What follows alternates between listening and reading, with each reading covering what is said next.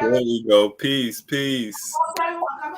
Omani family, welcome to another episode of We Charge Colonialism podcast and book club.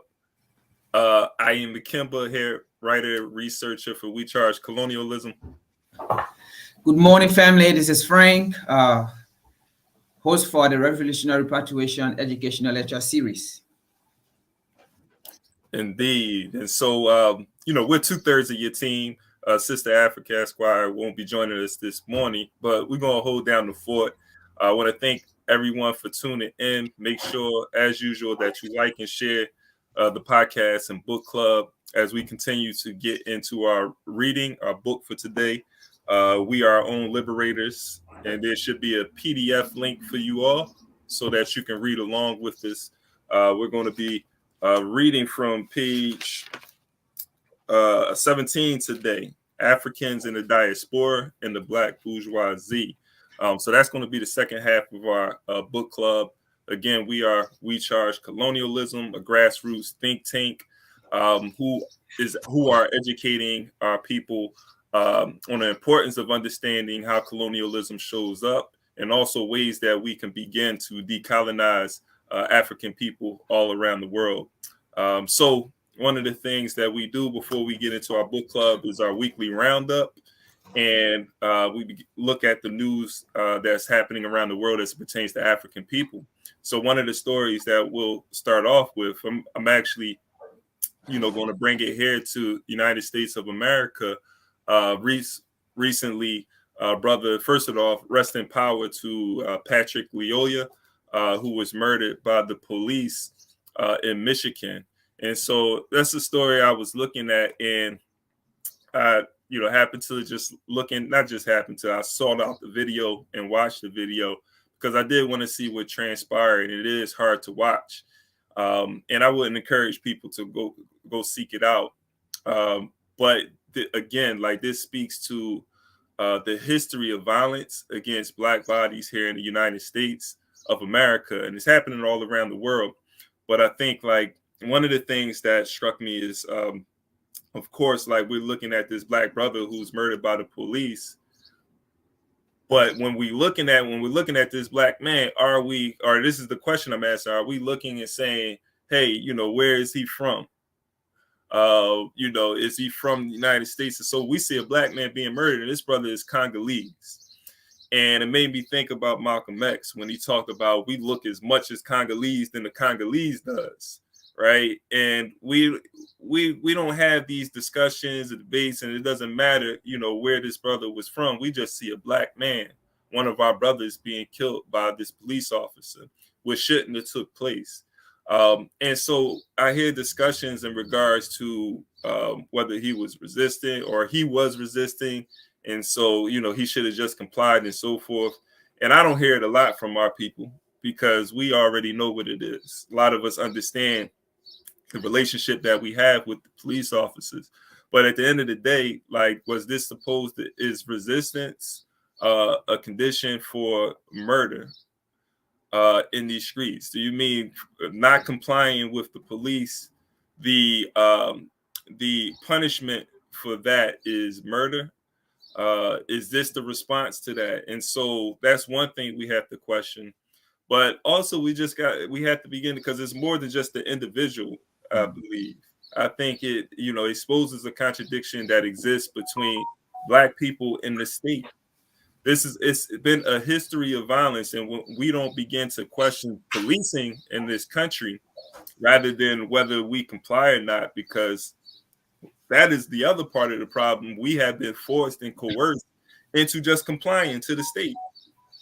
It's not a matter of them being wrong or the state using psychic violence against our community. Now it's, hey, we need to just comply, put our heads down, and do what's told.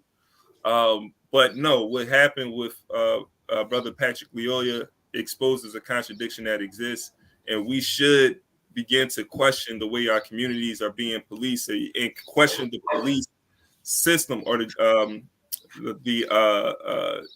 whole police, the state, I would say, altogether. The last thing too, I was looking at another sister, Fanta, and you know probably know the story, Frank, because I think it's close to where you are. Fanta, yeah, there's a little girl that got shot, yeah, but while she was in the car with her parents, and she got shot. Yeah, and at first they tried to cover the case up, but her case was one of the cases that they tried, but they couldn't cover it because it was too vivid, like it was clear, so there was no way for them to cover it. But they tried, though. They tried. You know how to do it. They tried, but it didn't just happen, because this was something that the little girl was in a car with her parent. She was not even on the street to say she was doing something. Like, they tried to stop her, and a little kid, and they shot her in the car and she died. Yeah, and again, and this speaks, and I think this sister, this young baby, her and her family was from Sierra Leone. Was it Sierra Leone? I think that they came from, but it was, I think, the western part of Africa. But again, like, this shows that it doesn't, African people, regardless of where you're from, the state, they don't care. White supremacy doesn't care. All they see is Black folk, African folk. And that's why it's important that we begin to, organize across ethnic lines in resisting white supremacy and white domination. But it was just some thoughts. Did you have any thoughts on this, Frank? Yeah, just to add on to that, there was something, during slavery called Black Code, and most of our people still fail to realize that Black Code still exists, and things. And there is another thing again, our people need to understand that we are still in the period of colonialism, which is neo-colonial. So America is a neo-colonial state. It's a neo-colonial nations. To the fact that during slavery, they preached to our forefathers that all men were created in the image of God. And but there was one question that was asked to them, and they never answered that question. And the question that was asked to the slaveholder, it was that, if all men were created in the image of God as you preach to us, so does that mean, are we not a man? Because if all men were created in the image of God, and why would you treat us in such a way? Are we not, part of the creation of God? Were we not created in the image of God? Or were we not men? Or are we not men? And that question was never answered to them. So in today's society, that question has still been asked, and they are not still answering that question to us, because even African themselves, they see their God in another man. They don't see their God that look like them. You see, so they see their God that they serve look like the men that enslaved them, look like the men that colonized them, and which of course is a very big problem. And that is why, even as they still treat us in a way that is not right, we still think of them as they look like the God, they look like Jesus Christ. And this is where, it have come to a point where it's an illness, it's a mental illness that I don't think you even have a cure, that you can even take a medication to dissolve it from your mind. But it just takes some reading, being in a form of where you reading some revolutionary book and reading from the right source, and being educated by the right people and so forth. But it has become a tumor, a brain tumor into African brain, that it have to really take revolutionary or professor of our kind to really talk to our people and so forth. So even seeing with the injustices against African people, and we still think that these people are the want to speak to us when it comes to human rights. And I don't think for one fight any African should even listen, to the Western wars about what is human right, about how human rights should be portrayed or should be defined, or how human beings should be treated. If we have to talk about human right, there should be no way in any way that we should look up to the West, to the colonizer, to the enslaver, telling us what human right is and what should we look at as human right, and what should we define, and who should go to court and who not to go to court, and so forth, because they are the biggest violator of human right. And the United States have, one of the United States is one of the biggest violator of human right, but yet instead of going other people's country, speaking about human right, talking about human right. Meanwhile, in their own backyard, human rights are being violated on a daily basis. Oh, Malcolm X, man, he said democracy in America is nothing but hypocrisy, right?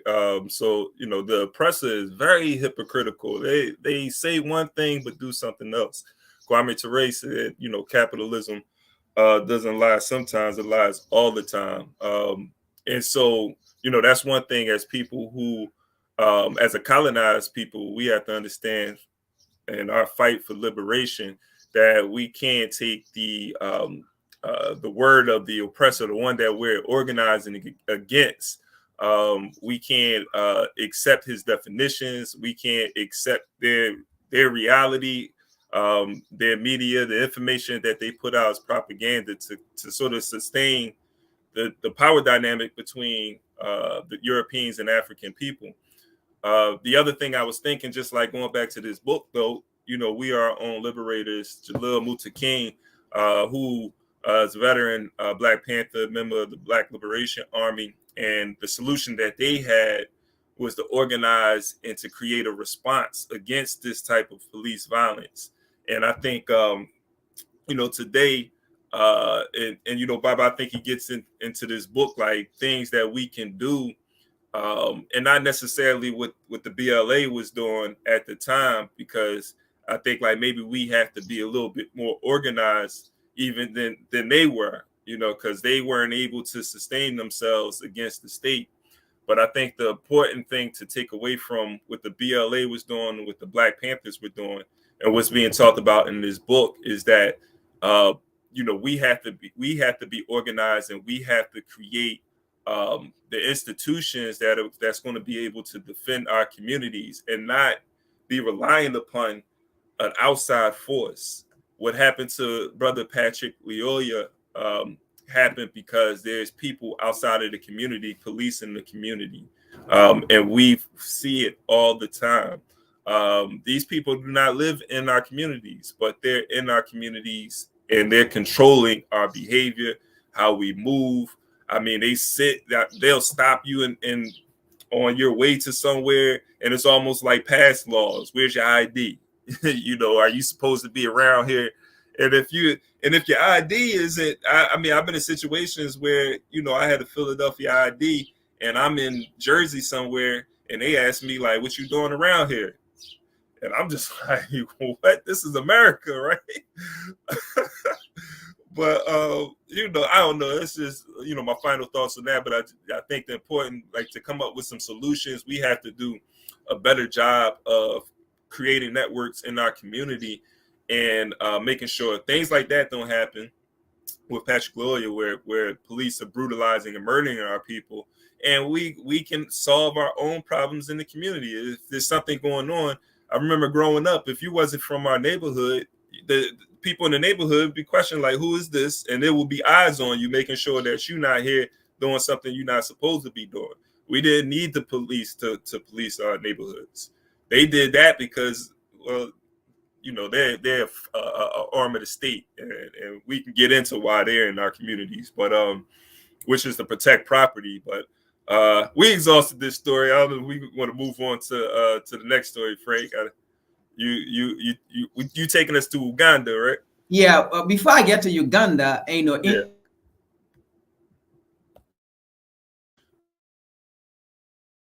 You're on mute, Frank. Yeah, before I can get to Uganda, let me talk about one of the solutions, because you talk about solutions. I think one of the immediate solutions that we can do whenever we see these things happening in our community with either one of our brother or sister, the best thing is everyone should come out. You know, don't just sit in your house and take video, which is fine. You know, you still want to record it for evidence, just in case, because most of the time they will delete the video. So don't just take pictures, or don't just take video. But the best thing is everyone should come out, you know, to be on the scene. That alone will also help to spare the life of that person that day. But if now you just sit in your room or in your house and you go to your window to videotape it, that police officer will feel that he's the only person out there, and he will feel that power over that person, like what happened with our brother that just got shot, and they tried to, you know, see the case or to hide the case until, you know, video of evidence start coming out, either from individual who were around that area that recorded it. But I believe if the neighbor in our area, you know, should have come out that day, this brother would have been alive today. But because there was nobody there, and the police felt that he was the only person, and, you know, he had that power, and he took his gun and shot this guy, and the individual died and things. So one of the immediate solution is, whenever these things happen in our neighborhood, in our community, we should all come out and be on the scene. And that will put some fear in our police officer to back off, or either to call back up, you know, officer that will come. And I believe when they have, you know, 2 or 3 or 4 police officers, one will be there, you know, to escalate the how to call it, the situation, than just, you know, sitting in our homes and videotaping and so forth. So that could be one of the immediate solutions. But let's get to Uganda. Let me put out the article here.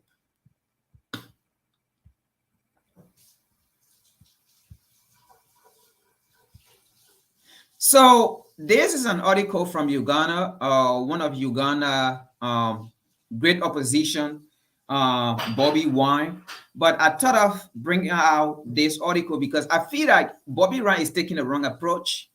I feel like he don't really understand what global politics is. I feel like he don't really understand what global interest is, and taking the wrong approach by coming to the wrong people, asking the wrong people for the wrong method to be taken. So Bobi wants, you know, call on world leaders to cut tie with Uganda president, you know, Yoweri Museveni. So I'm just going to read 1 or 2 lines and then discuss what I want to discuss. So more than 85% of Ugandan have seen no other president in their lifetime, because President Yoweri Museveni has always changed the constitution to stay in power. Opposition leader Bobi Wine said at the Geneva Summit for Human Rights and Democracy this week.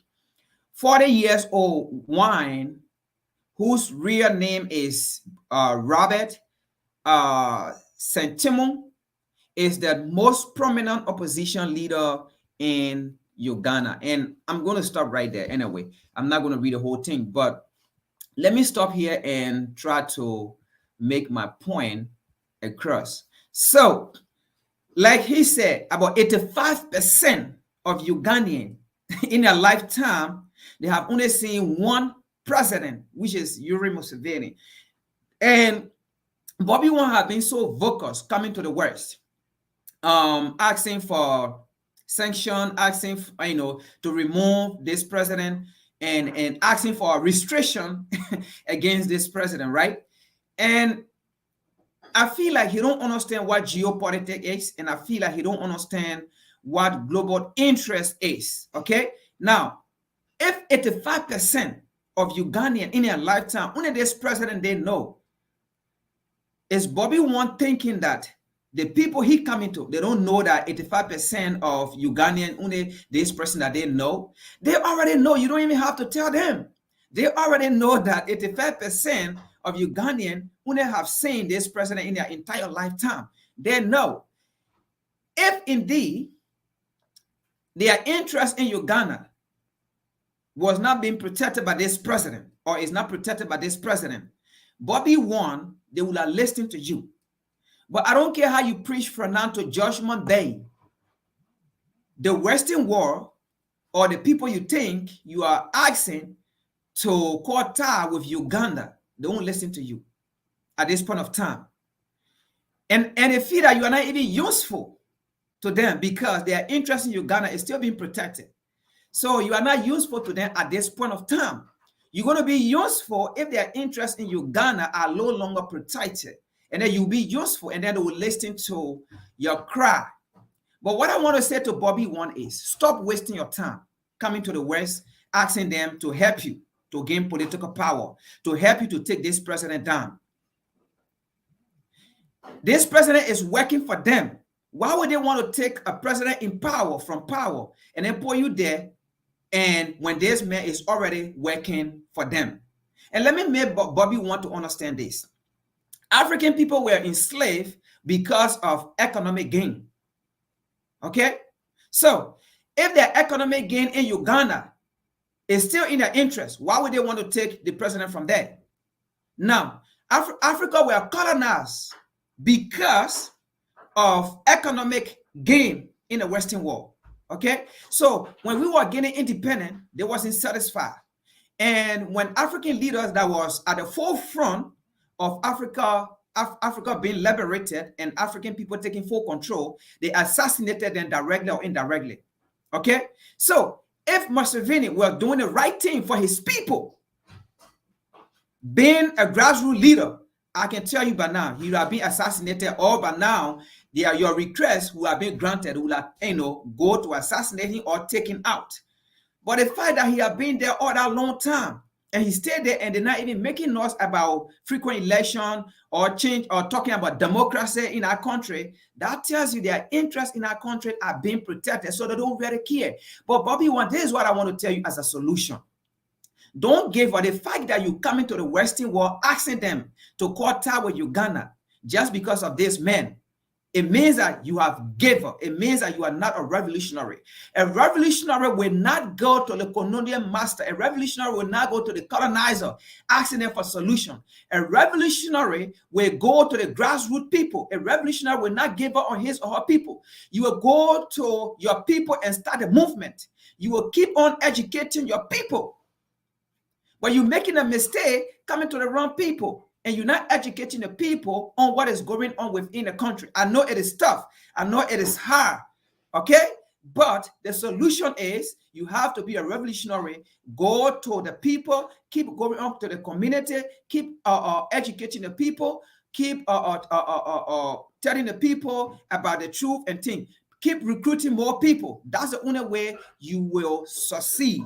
If not, you will not succeed by coming to the colonizer who gain from your country, national resources, and their interests are still being protected, so they won't listen to you. You're making a mistake coming to these people and leaving the people you need to go back to your people and educate and go back to your people. Start from the grassroots. And keep educating the people, keep mobilizing people, keep recruiting people within the country. That's the only way you will succeed. Yeah, I think you said it all, man. Like, why are you going to the former colonizer, right? Are you looking to be a puppet? Because that's what's going to happen. It's like this. They're looking. The colonizer is looking to go to the highest bidder. And what I mean by that is, hey, Bobi Wine, if we dispose of this guy and help you get in power, what are you going to give us? What type of policies are you going to adopt that's going to help us? So what are you willing to give up, Brother Bobi Wine, for the people of Uganda, in order for you to get in power? And it goes back to what you're talking about, Frank. Like, you got to get on the ground, organize the people. And yes, we know it's tough, but you try to get support from the African community. Get support from the African community. Like, we are our own liberators. That's the theme, right? That's what we're reading and so forth. We have to begin to develop the habit of solving our own problems, because at the end of the day, we're looking to dismantle global this global economy. We're looking to dismantle colonialism, colonial capitalism at the end of the day. So in order for us to do that, we have to understand that that is the interest of the Europeans to keep the system intact. So why are we going to the same people that are sustaining us or trying to maintain a system that is oppressing and exploiting African people? It's a major contradiction, but most definitely. Did you want to add anything else before we transition?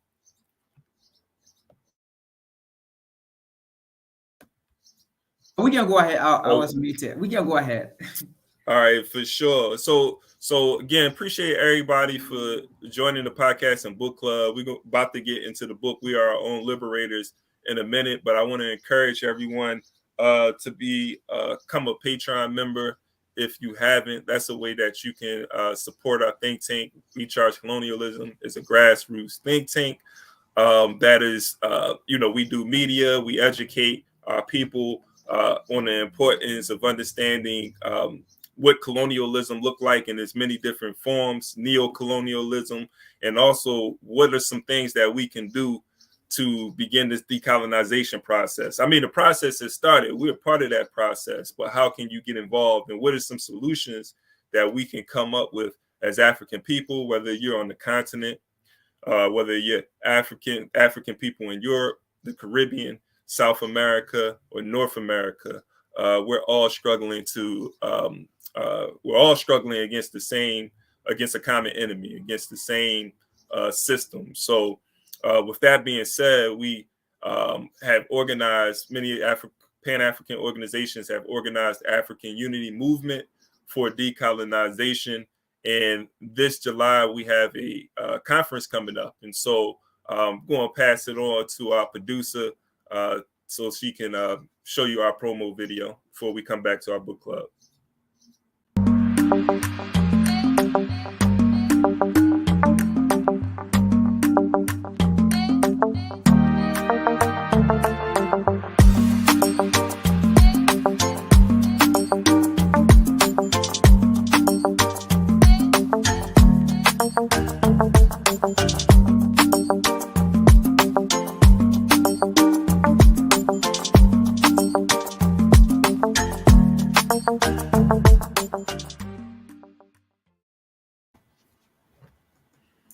Right on.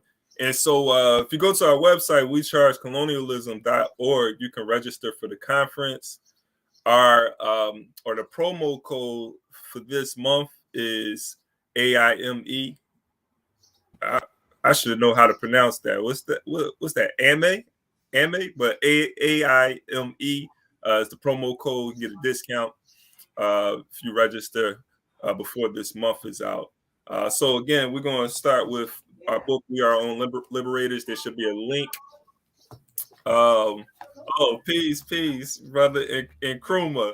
I hope I was doing you brother Kruma said he heard me on Clubhouse. I was promoting hard. You heard me promoting hard for the conference this July, hopefully. So we're on page 17, Africans in the Diaspora and the Black Bourgeoisie. We're going to start there and discuss. It is estimated between 50 to 100 million African lives were lost during the Middle Passage. Another 25 to 50 million lost their lives during the course of slavery at the hands of ruthless slave traders and plantation owners. This historical devastation of Africans has not been recorded, documented, and historically preserved as it should have been. Due to the lack of this history being properly preserved, taught, and understood, it has led to severe consequences to Africans in the diaspora. One consequential aspect of the death of millions of Africans is the great loss of African influence in the world. If it weren't for the tragedy of the slave trade, Africans, like the Chinese, would be over 1/4 of the world population. Secondly, failure to historically record and continuously make note of the tragedy has allowed for continued slaughter and decimation of Africans throughout the world at genocidal proportions and at no consequence to humanity. Thirdly, while other people, particularly the Jews and Eastern Europeans, keep the world mindful of tragedies of historical import to their ethnic group, allowing them to maintain a form of national affinity and unity against such future events, Africans in the diaspora have failed to give rise to this form of national self-determination, remaining vulnerable to such practices as being presently visited upon them. In this regard, history will act as a foundation and catalyst to forge national cultural institutions that will function to recover our loss and preserve the nation. The point is, when people do not have a full, concise, and profoundly documented account of where they have been and what they have suffered, they will not have a psychological and cultural foundation as a people to know what they want to struggle to attain. This reality has given rise to a people who are mentally and often manifested intellectually without historical continuity as to who they are, what they represent, and their contributions to humanity. Hence, the historical event of the Middle Passage and the absence of consequential ramifications by Africans in the diaspora are the most significant issues demanding rectification. As the Jews proudly say, never again, reminding the world of the Holocaust, Africans in the diaspora should proudly proclaim, we will never forget, reminding the world of the millions of Africans who died during the Middle Passage and the slave trade. It is when Africans in the diaspora as a people begin to forge an understanding of historical import to African survival that a national determination may evolve of cultural and political significance to combat every aspect of genocide. Unfortunately, those Blacks who have assimilated into modern high-tech culture of American consumerism have divorced themselves from an African national self-determination. The class, I'll read one more paragraph and then we can build. The class and national divisions of American capitalist society has forestalled any true movement towards national,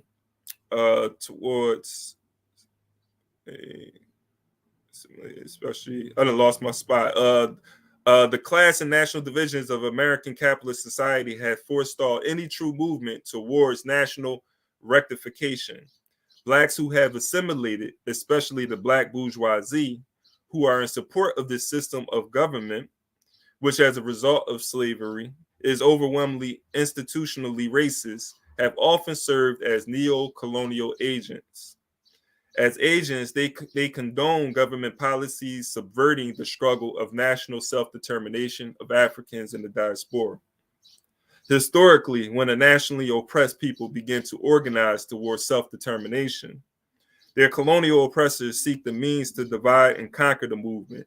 Such was the case in the late 1960s with COINTELPRO's destruction of the Black Panther Party. I mean, COINTELPRO, just to stop there, COINTELPRO too, it wasn't just the destruction of the Black Panther Party. I mean, this was a program that infiltrated the Nation of Islam. They infiltrated Dr. King's Southern Christian Leadership Conference. They infiltrated SNCC. Every civil rights or Black Power organization was infiltrated by the federal government because of this fear, what they say, of the rise of a Black Messiah. So they were looking at Dr. King. They were looking at Kwame Ture. Malcolm X, his assassination, they felt like prevented. They looked at Malcolm X as the person who was going to be that Black Messiah. And I don't think they mean it in the Christian sense either, but just someone who was going to be able to galvanize and raise the consciousness of all African people in the United States and the world over against the system of colonial capitalism. And so, I think that's important. I know he spoke about the Black Panther Party, but just understanding that it was various organizations that were infiltrated. But also just to go back, I like how he starts off and talks about this importance of understanding our history and being able to define that too. That's what I'm taking from it. And Pan-Africans have defined it. We call that experience the Mayafu. And that's something that we have brought to the Black community, is this term Mayafa, which means, it's Swahili, and it means terrible occurrence. It's a term that we use for the Holocaust that Africans have experienced for the last 600 years. So when we talk about Mayafa, or Holocaust, we're talking about, of course, the Middle Passage, the transatlantic slave trade, chattel slavery, colonialism, Jim Crow, segregation, discrimination. All of these things represent our Mayafa across the world, on the continent, in the Caribbean, from Haiti to Jamaica, from Costa Rica to the United States. But I like how he talks about that, and just like the importance of understanding that, because that history has been largely recorded by another group of people. And we have recorded this history as well. And I think we have to uncover and study what our people said about these experiences, and not necessarily just get it from the person, get it from the colonizer or the oppressor. Any thoughts you had? I had some other thoughts, but I don't want to keep going. Did you want to add on? Yeah, I mean, the book, gave a very great analysis and so forth. And this is where you can know, just from reading the book, you get to understand some of the reason why they try to suppress African. I don't want to say African history, because it's American history. Let me put it that way, because again, when I say African history, then I feel like it have nothing to do with America, and so forth. So one of the reasons why they try to suppress colonial history from being taught in America is because some of the things that he mentioned in there, and as you are reading, I was getting some things down. They know that if the history of African people being taught, to African people, it will give African people self-determination, and it is that self-determination the capitalists don't want it to happen, because they still see this America as a neo-colonial nation, as a neo-colonial 50 states. That's how they see America. So in their mind, teaching African history in this country, it will drift that economic exploitation of America here with African people. It will drift that away, and it would be taking money from their pocket, because African people by then we get to realize, where they stand and what they stand for. Another thing that I got from the book, and the reason why they don't want to teach African history in this country, is because of self-consciousness. They do not want African people to be self-conscious and think, and that is one of their motto. Their motto here is, as I read from one other book, and that was Adam Smith. Adam in the 1800s. Adam Smith stated that one of the greatest mistake that the United States would do is to make African people in this country to feel conscious. Once that happened, and it will become bad for the capitalist institution. And he said, do not make the unconscious to become conscious of the capital of capitalism. Once that happens, it will naked, it will naked the implication of how they call it, or the application, not the implication, but the application of capitalism. And capitalism will be defeated, and socialism will then take place. And he said that in how they call it, one of his suggestions he gave when they were repatriating African to Liberia. Adam Smith gave a suggestion in that, and at that time they even called them the rebellion slave. It was Adam Smith that said, do not call them rebellion slave.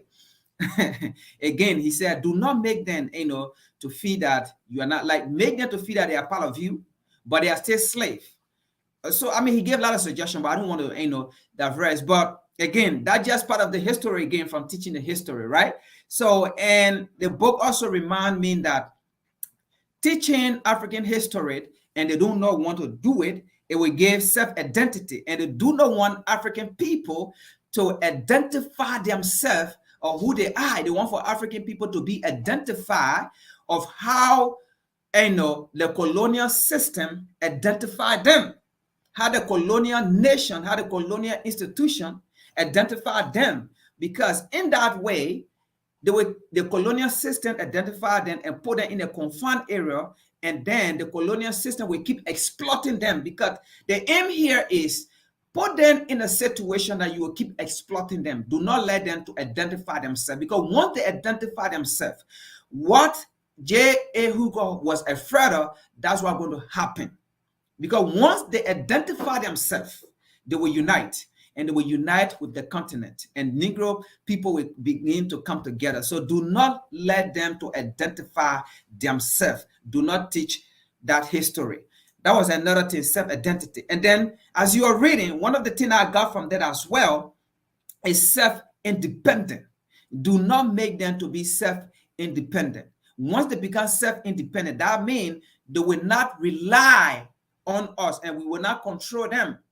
And once we can control them, we will have no how do you call it? We will have no limit on how to control them, on how to get it, on how to exploit them. So there was certain thing I got from there. So I got like self-determination, self-consciousness, self-identity, and self-independent, as you're reading on and as our copying that. And those are the things the book is reminding us, because the book even said that if the Jewish people, history and were written, and the Jewish people history are being taught, what much more about African people history that you don't want it to be taught? Because again, teaching our history, it will give a sense of direction for the next generation to come to know how things should be done, and how things were done in the past, and how things should be done, so that mistake of such should not happen in generation to come, and so forth. And this is what the colonizers have tried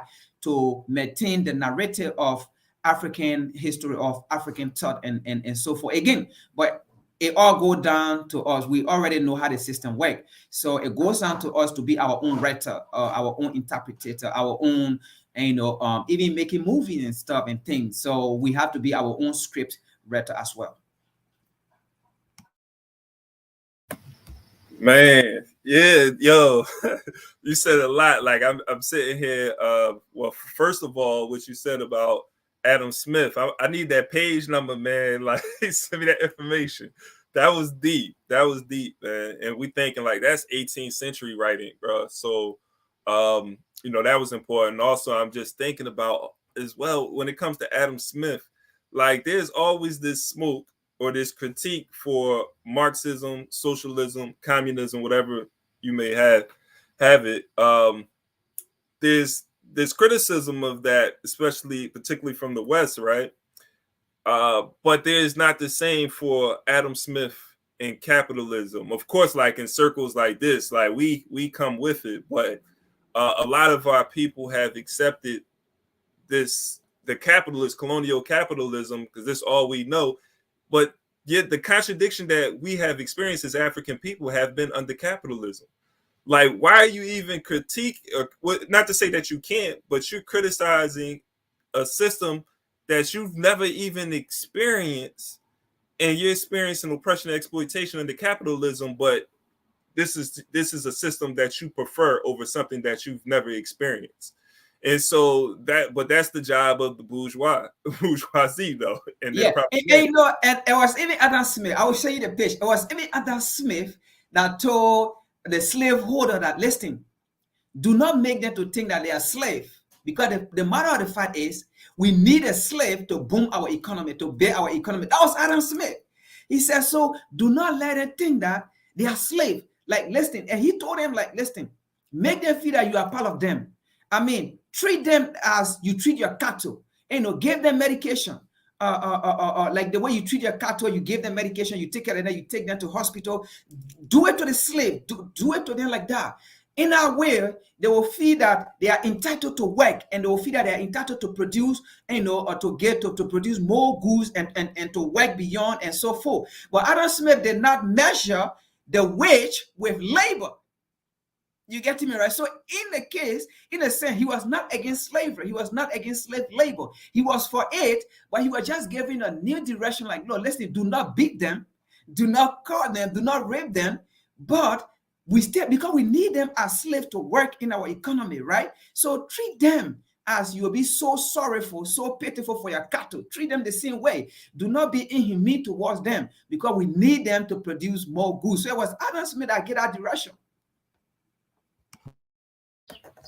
Yeah, and you know, excuse us, you know, we like to do exegesis on the text. You know, we gonna go into it, but you know, the last thing in regards to Adam Smith too is that he's putting forth these ideas. Him, John Locke, and some of these other, you know, Enlightenment thinkers.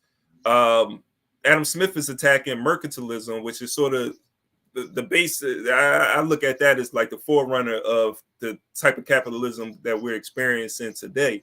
But he's criticizing that, and like when we talk about neoliberalism today, like Adam Smith is sort of the father of neoliberalism. I mean, to be quite honest, his Wealth of Nations and so forth. But that's another text. We're gonna get back to this. But I say that to say it's very important to understand how all of this, you know, came about in regards to the system. But back on page 17, though, the last paragraph, and then we can, you know, carry on. But the last paragraph stood out to me too, when he said, in this regard, history will act as a foundation and catalyst to forge national cultural institutions that will function to recover our loss and preserve the nation. The point is, when people do not have a full, concise, and profoundly documented account of where they have been and what they have suffered, they will not have a psychological and cultural foundation as a people to know what they want to struggle to attain. I think that's very important, because what is he talking about? He's talking about, if you don't know where you've been and what you had before, like, you're not going to struggle to attain those things, you know. And I'm talking about even beyond culture, because we could talk about language, we could talk about names and so forth. You know, if you don't understand that history, you're not going to want. And this is why a lot of us who study the history and understand where we come from, that we struggle to attain all of those things. We want to speak an African language. We want to take on African names. You know, we want to attain all of those things, but also the independence, the sovereignty that existed as well, not being a part of a system of oppression and exploitation. These are things that we want to attain. And so, you know, I just thought that was very important and stood out to me. I don't know if you had some thoughts on that. I mean, exactly like that he's saying. It just simply means history is a companion. And, you know, if you don't have a history, then it means you don't have an existence. If you don't have a history, then you are not existing. Because for one fact, the issue here is, from the day you are born, let's just put it that way, from the day you are born on this earth, it is the beginning of your history in your family. Yeah, from the day you are born on this earth, it is the beginning of your history within your family.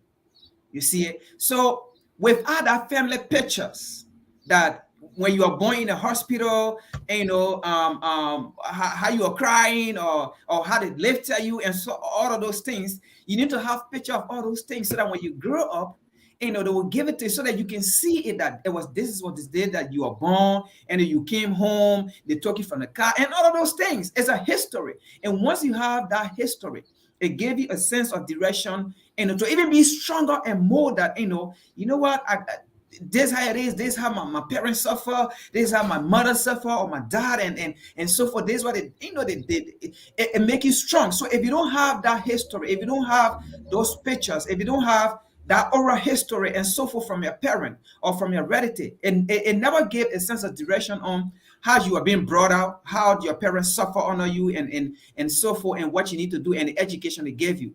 That's just an example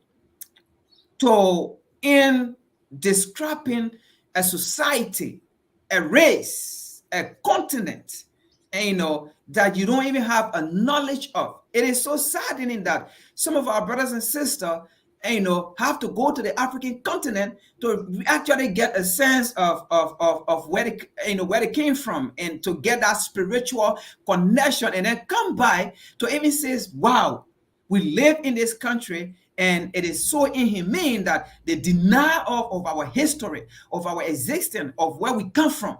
That's a shame to a country, that you live in, that try to suppress your history, try to suppress your identity, so that you can know who you are. That's a shame. And it should not be. Do not suppress someone's identity just because you do not want them to know who they are, or to identify with their ancestral spirit, with their continent, with their people.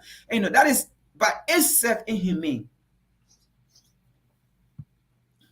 Yeah, I noticed I was off mute. But yeah, most definitely.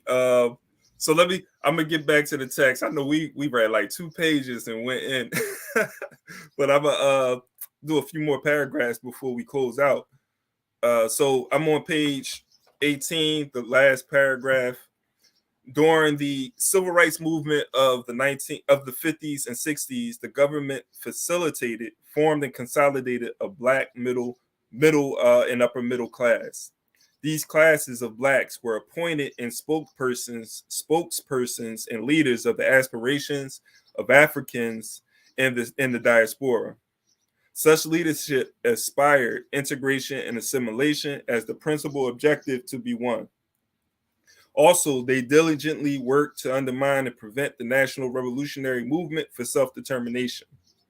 In the 60s, when young Africans took to the streets raging against racist police brutality and murder, it was these so-called responsible Negro leaders who were called to quell the riots. Whew. This eventually developed into a ploy by these Negro leaders to threaten the racist colonial government, USA, for more token reforms. Thus, these de facto agents of the state ultimately served the primary interests of their class status and the interests of the government to prevent the Black liberation struggle. The Black bourgeoisie policy of integration and assimilation denies the existence and development of a revolutionary national culture that would further support the socio-psychological liberation of Africans in the diaspora. Rather, the Black bourgeoisie policy instituted mental shackles that affirmed the neurosis. Read Wretched of the Earth, Black Skin, White Mask, and A Dying Colonialism by Frantz Fanon. He on it, right? Suffered as a result of our torture, slavery, black codes, Jim Crow, institutional racism experience in America. You mentioned black codes, right? And we'll stop right there. We're gonna pick right back up where we left off next week, I promise. But one of the things he said right here that I thought about even before I read this is the Black bourgeoisie and how they get in front of the revolution or resistance or rebellion. And you never hear none of these Black bourgeoisie, these so-called leaders after a George Floyd and so forth, come out and talk about self-determination and community control. Like, you don't hear that type of discussion being had. And so again, like they benefit from this system. They're not looking to overturn or dismantle the system. They're looking for concessions, reforms, and they're looking for a paycheck too. That's another part of it, right? Ambulance chasing. But Frank, you had any thoughts? You can go right ahead. Like you were saying. So the fight that we are still experiencing, and this is what we want to let African know. The fight that we are still experiencing, how do you call it, black code. We are still experiencing racism that we call, institutional racism, even racism at work, and so forth. That alone in itself should tell you that we are still operating in a colonial state. We can say a neo-colonial nation, and so for that alone, it should remind you that we are not yet out of the system, and that alone it show you that we cannot be part of the system. We can be within a system and be by ourselves, then working with the system, because the system is not going to work in our favor and so forth. So slavery is still going on because the prison institution, is still slavery, as we can put it. It's still the cotton plantation. In other way, the cotton is not operating right now, as you can see physically, but the institution that held that cotton plantation is the same institution, because they were private entity, is the same institution today that are still building those prison industry and so forth. So why would they even come in our community and then build prison institution instead of building educational institution, building vocational institution, but they build prison compound. In fact, where they have vocational institution, they break it down and they break prison compound and so forth. So we are still in a colonial state, neo-colonial, state, and so forth. They are still benefiting on the back of African people. They are still building their economy on the back of African people. They are still putting money into their pockets, into their banks, on the back of African people, and so forth. So, we and the Frank, real quick. Let me read this real quick. The third paragraph on page 18, because it speaks to this black bourgeoisie and so forth. He says the class and national divisions of America. The class and national divisions of American capitalist society has forestalled any true movement towards national rectification. Blacks who have assimilated, especially the black bourgeoisie, who are in support of this system of government, which as a result of slavery is overwhelmingly institutionally racist, have often served as the neo-colonial agents. As agents, they condone government policies subverting the struggle of national self-determination of Africans in the diaspora. So I had to read that real quick because I thought that was powerful, and it goes back to those people who are helping maintain, the system that you're talking about. Yeah, exactly. And even adding to that, one of the things the neo-colonialists have mastered is that they mastered the in the recruitment process. So they recruit more African people because they know that if they come on the forefront of exploiting African people, that in itself will unite us quickly, very quickly. So they go and recruit African and train them in a way that they can go and do their jobs. And these African will then come into our community, will then come into being a community leader, representatives, senators, or presidents, and other those things, even on the African continent. And they are there doing the work of the colonialists, why they serve as the neo-colonial. And this is one thing that that is really making it difficult for the liberation of African and African people and so forth, because we have our own people, our own African that have been recruited and trained by these people. Just imagine, from leaders to military, military that need to protect African people are being trained by the neo-colonialists to carry on their agenda. That in itself is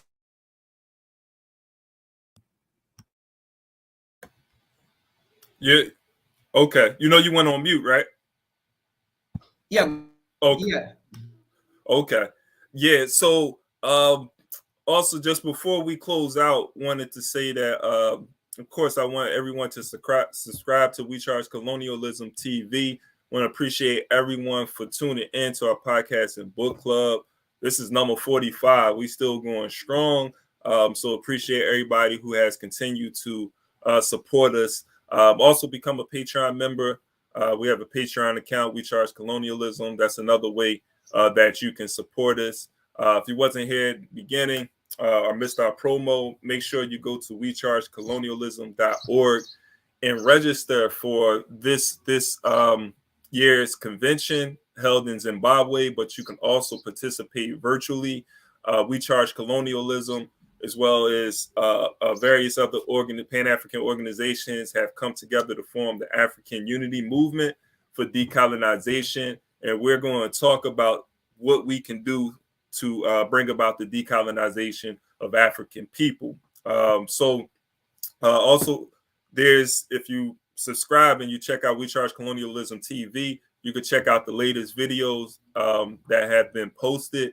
I see two here, Frank. Time to serve, time to service Africa is now, and then there's a shorter one. Yeah, okay. So the shorter one, I think we can delete that and so forth, because the shorter one, that was the first video, and I was using a video from YouTube called "The Confession of the Economic Hitman." I was using that as a focus point, but YouTube sent out a notification, backstage, because Tiani and how do you call it, Miss Haiti kind of hit me up that YouTube sent a notification that we don't have copyright and so forth. So we had to stop it and then went back and reschedule and then came by on and so forth. Yeah, so we got a notification from YouTube that we don't have copyright to it and so forth. Okay, so we have to watch, be very careful. And Yeah. and Frank, we had did a podcast a few weeks ago, and I was saying, like, with this conflict between Russia and the U.S., this indirect conflict that's taking place, that they're going to be on us like they was, during the Cold War. And so we have to be, I mean, we're going to move like we move, but we just got to expect, this is going to be happening. I'm going to, like, post up to video and thing. I will know what kind of video to bring in then, just because, yeah. Most definitely. So appreciate you all. We're going to be back here next week, Saturday, 10 a.m. Eastern time. So until then, Amani, peace.